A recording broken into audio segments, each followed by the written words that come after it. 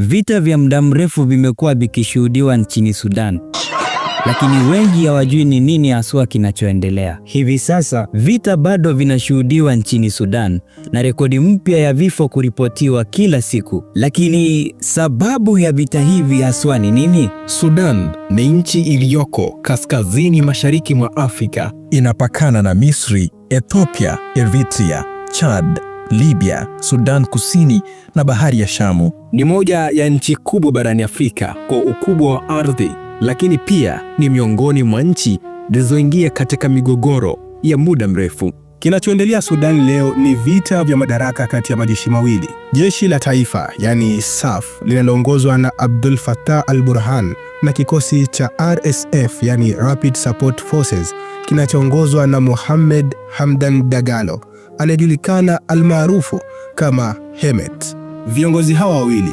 wote walikuwa upande mmoja, hasa baada ya mapinduzi ya mwaka 2019 na mwaka 2021. Lakini kulitokea mzozo baina yao ya nani kudhibiti jeshi na nani kulidhibiti taifa. Chanzo kikuu cha vita ni kushindwa kwa mpito wa kiraia. Baada ya kuondolewa kwa Rais Omar al-Bashir, Sudan ilitarajiwa kuelekea katika mkondo wa demokrasia. Badala yake, jeshi na RSF zilishindwa kukubaliana juu ya kuunganisha vikosi, kugawana madaraka na hatma ya serikali ya kiraia.